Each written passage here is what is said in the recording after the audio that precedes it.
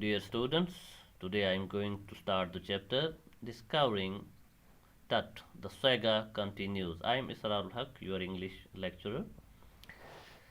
Uh, what is this title suggests? Discovering Tut. Tut means Tutankhamun. It is a story about the discovery and finding of the Egyptian kings, pharaohs. उन्हें फ़िरौन कहा जाता था अपने वक़्त में, फ़ेरोज़, और ये तकरीबन आज से 3000-4000 साल पहले इनकी डायनास्टी वहाँ पर हुकूमत करती थी मिस्र में, उनके बारे में ही यहाँ बात हो रही है.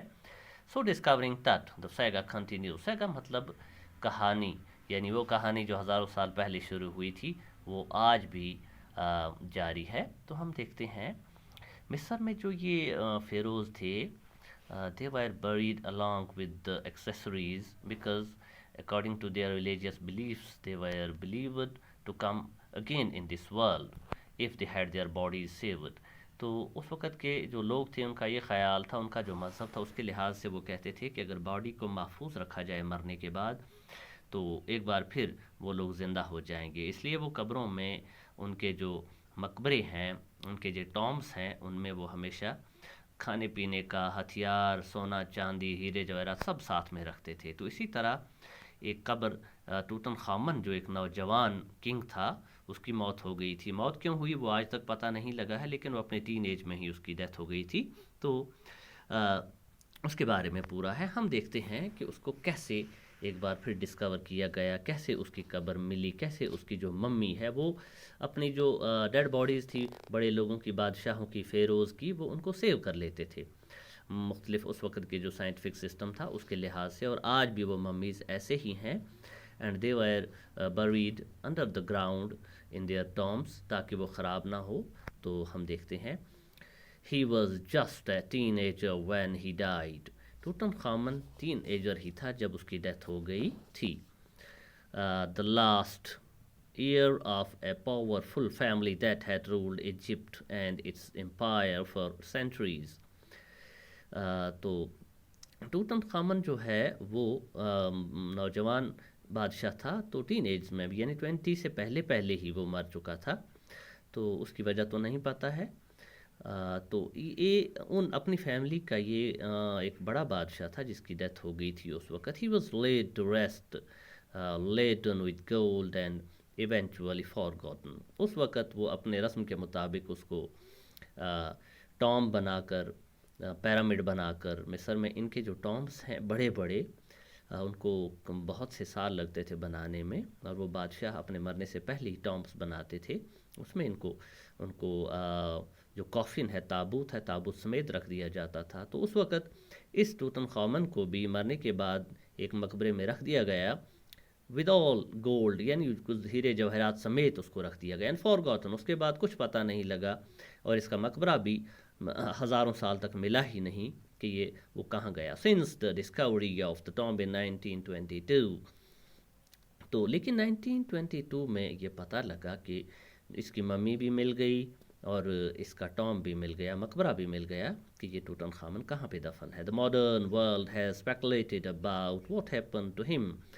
तो जो आज की दुनिया है वो अंदाज़ा करने लगी कि ये इतना नौजवानी में ही इसकी डेथ क्यों हो गई थी. With murder being the most extreme possibility.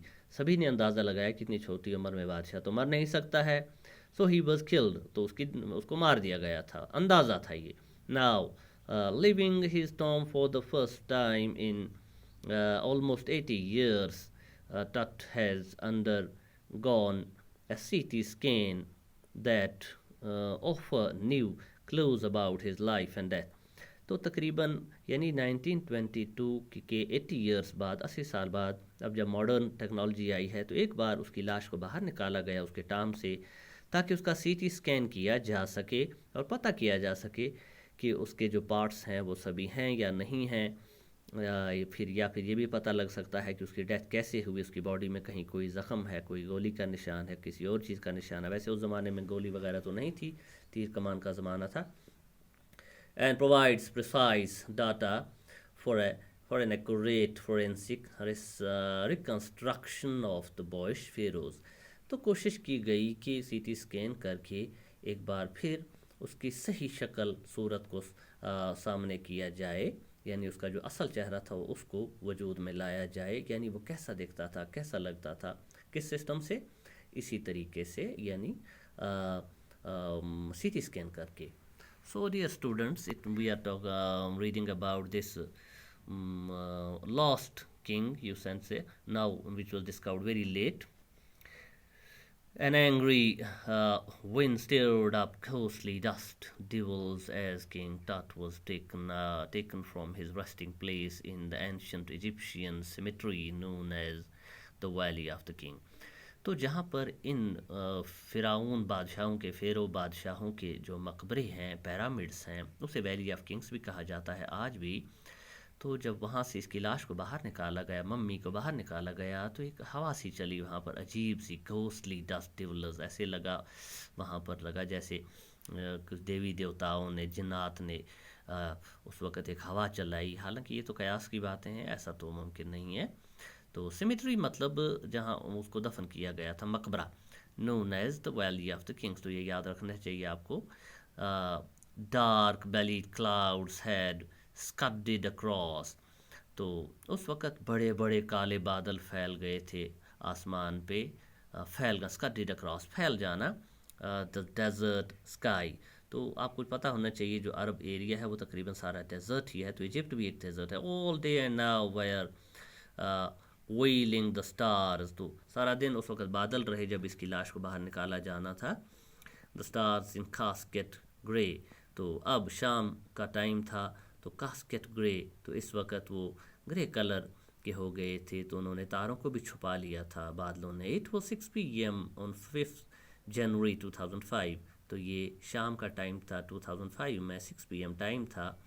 The world's most famous mummy glided head first into a C T scan. تو اس وقت دنیا کی اس مشہور بادشاہ، یعنی بہت ہی جس کے بارے میں ساری زندگی، ساری ہسٹری تذکرہ کرتی رہی ہے، تو اس کے ہیڈ کو، سر کو سی ٹی مشین میں ڈالا گیا. brought here to probe the lingering medical mysteries.